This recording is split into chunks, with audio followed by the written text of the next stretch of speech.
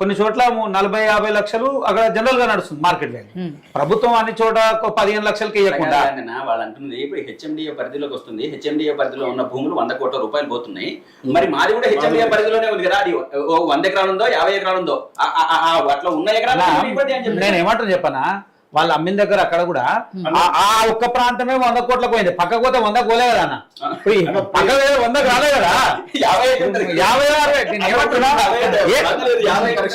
ఇప్పుడు యాక్చువల్లీ ఏంటంటే మీరు ఈ ప్రాజెక్ట్ తప్పు అనుకున్నారు అనుకోండి, బీజేపీ గవర్నమెంట్ నుంచి మీరు అందరు లెటర్ రాశారు ఎమ్మెల్యే గారు, దానికి మేమందరం రైతులు సంతోషం. తప్పున్న ప్రాజెక్ట్కి మీరు డబ్బులు ఎందుకు ఇస్తున్నారని మా అప్రూవల్ ఎందుకు ఇస్తున్నారు? మీరు అప్రూవల్ ఇవ్వకుంటే కాంగ్రెస్ కూడా ముందుకు పోలేదు కదా. అయితే ఇప్పుడు అప్రూవల్ ఎందుకు ఇస్తున్నారు అనేటువంటి అంశం వచ్చింది అనుకో, రాష్ట్ర ప్రభుత్వము కేంద్ర ప్రభుత్వం సమన్వయంగా పనిచేయాల్సిన అవసరం ఉంది. రాష్ట్రంలో ఉన్నటువంటి సమస్యల్ని రాష్ట్ర ప్రభుత్వమే చూడాలి.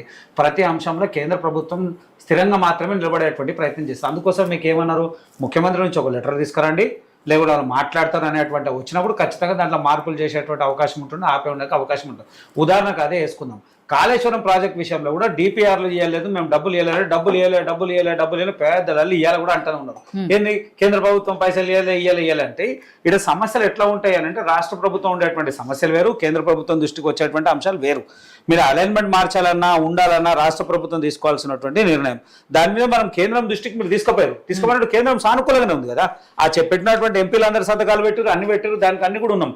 ఇప్పుడు కూడా రాష్ట్ర ప్రభుత్వం ముందుకు వచ్చి నేను అది అలైన్మెంట్ ఏది జరిగినా నష్టపరిహారం విషయంలో ప్రభుత్వము చాలా స్థిరంగా పనిచేస్తే ఎక్కడ కూడా రైతులు ఇబ్బంది పడేటువంటి అవకాశం ఉండదు. ఎందుకంటే ₹1 ఇచ్చినప్పుడు ఆ రైతు పక్కన పోయి ఇంకో 100 ఎకరాలు ఆడ ఇక్కడ 1 ఎకరం ఉంటాడు, 4 ఎకరాలు తీసుకొని వ్యవసాయం చేస్తాడు. కానీ నువ్వు ఇక్కడ ప్రభుత్వం ఇచ్చేటువంటి ధర అదే 10 లక్షలు ఇచ్చిన అనుకో, మార్కెట్ 50 లక్షలు ఉంటుంది, ఈయనకు 10 లక్షలు ఇస్తే ఏదైతే సాధ్యం. అట్లా కూడా కాకుండా ప్రభుత్వం దీని మీద ఒక కమిటీ వేసి ఆ భూరా ఎవరైతే నిర్వాసితులు ఉన్నారో ఏ ప్రాంతం ఏ బీసీ అనేటువంటి కేటగిరీలో చేసి ఎవరికి ఏ స్థాయిలో న్యాయం చేయాలి, ఎవరికి ఏ ఎక్కడ ఉండాల్సినటువంటి అవసరం ఆయా జిల్లాలో ఉన్నటువంటి కలెక్టర్లు, ఎంఆర్ఓలు, ఆర్డీఓలు ఉన్నారు, వాళ్ళంతా కూడా నిర్ణయించి సరైనటువంటి పరిహారం ఇస్తే రైతులు కూడా ఇబ్బంది పడరు, రైతులు కూడా రారు. రైతుకు ఒక్కటే నాకు నా భూమి ఉన్నది, నేను వ్యవసాయం చేయడానికి నాకు అవకాశం ఉందనేటువంటి భరోసా ఉందనుకుంటే అందరూ ఆగుతారు. నువ్వు భూమి వాయ ఆ సరైనటువంటి పారితోషికం కూడా రాలేదు, నష్టపోతున్నావు అన్నప్పుడు కడుపు గాలి ఖచ్చితంగా రోడ్డు మీదకి వస్తాడు, రేపు ప్రభుత్వం మీద కూడా నిందేస్తాడు, అవసరం ఉందంటే ప్రభుత్వాన్ని వడగొట్టడానికి కూడా సిద్ధమవుతాడు. ఎన్నో సందర్భాలు చూసినాం, ఇవాళ కూడా ఇట్లనే వస్తుంది. అది కాకుండా సమన్వయంగా చూడాల్సినటువంటి బాధ్యత. పంచాయతీలు పెట్టిపోయారు, పొయ్యే ముందు పంచాయతీ పెట్టిపోయారు, వాళ్ళ మీద దొబ్బారు, వాళ్ళ పంచాయతీ పరిష్కరించకుండా వీళ్ళు పెట్టారు అంటే ఏం ఉపయోగం? చిన్న సమస్యలు నాకు తెలిసిన ఇంకోటి, నేను వీళ్ళ ఊరు గురించి చూసిన అంటే నేను పర్టికులర్గా పోయినా, ఆ జగదేపూర్ నుంచి ఆ చౌటుప్పల్ వలిగొండ వేరే నుంచి ఒక ఊరు వస్తుంది, రోడ్ వస్తుంది, చాలా పెద్ద రోడ్ ఉంటుంది. మళ్ళీ ఆ పెద్ద రోడ్డు అంత పెద్ద రోడ్డు ఉన్నప్పుడు మళ్ళా అసలు అదే చాలా పెద్ద రోడ్ ఉంటుంది. అది ఎక్కడ అంటే కొన్ని విజయవాడ నుంచి డైరెక్ట్ ఉత్తరాది రాష్ట్రంలో ఉంటే ఢిల్లీ అక్కడ ప్రాంతాలకు పోయేటువంటి లారీలు అన్ని అక్కడికైనా పోతాయి, పెద్ద పెద్ద గూడ్స్ వెహికల్స్. అది ఎంత విశాలంగా ఉంటుందంటే నాకు తెలిసి 200 ఫీట్ల రోడ్ ఉంటుంది, పూర్తి సక్సెస్ రోడ్ అయిపోయింది, కంప్లీట్ అది రోడ్ అయిపోయింది.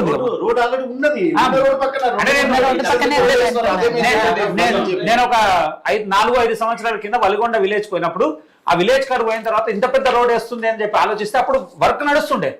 నాకు తెలిసి ఇప్పుడు మేబీ అది కంప్లీట్ అయి ఉంటుంది. అది చిన్నగా ఉండదు, చాలా పెద్ద రోడ్ ఉంటుంది. అంత పెద్ద రోడ్ ఉన్నప్పుడు దీన్ని కనెక్ట్ చేస్తే సరిపోతుంది. ఇదే అంశం మీద కోదండరామిరెడ్డి గారు కూడా అక్కడికి వచ్చి విజిట్ చేసి మరీ చెప్పిండు. అంటే ఇంతకుముందు గత కాంగ్రెస్ ప్రభుత్వాలే ఇప్పుడున్న రోడ్ ఏదైతే ఉందో ఆ రోడ్డును ఫ్యూచర్ పర్పస్ లో 100 మీటర్లు కానీ లేకపోతే 300 ఫీట్స్ కానీ తీసుకొని రెడీగా ఉన్నారు. అంటే ఫ్యూచర్ లో ఇంకా ఎక్స్టెండ్ చేయొచ్చు. దీని అదే లైన్ లో 6 లైన్ చేసుకున్నా కూడా ఈ రీజనల్ రింగ్ రోడ్ అయితే మనం పేరు పెట్టుకుంటున్నామో అదే పేరు ఉన్న రోడ్ ఎక్స్టెండ్ చేసి చేసుకోవచ్చు. డిఫరెన్స్ ఏం లేదు, ఆల్రెడీ కిలోమీటర్ లోపే ఉంది ఇదంతా కూడా.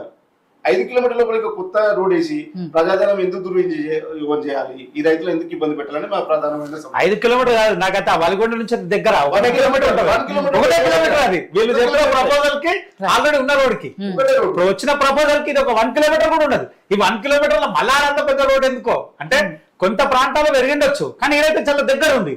అంటే అట్లాంటి సందర్భంలో 5 కిలోమీటర్ లోపలే ఉంటుంది అంతా. 5 కిలోమీటర్ లోపల ఇంకో కొత్త రోడ్ ఎందుకు? మళ్ళీ ఇప్పుడు మా రాయగిరిలో మీరు ఎవరైనా ఐడియా ఉంటే 10 లైన్ల రోడ్లు ఉంటాయండి. 10 లైన్ల రోడ్డు, 2 సైడ్స్ 3 సర్వీస్ రోడ్స్, మధ్యలో 2 లైన్స్ ఆఫ్ నేషనల్ హైవే. ఇంత రోడ్డు వదిలిపెట్టుకొని మళ్ళీ ఇంకో కొత్త రోడ్లు తీసుకొచ్చి ఇప్పటికే రోడ్డు దాటడానికి చాలా నానా ఇబ్బందులు పడుతున్నారు మహిళలు కానీ చిన్నారులు కానీ.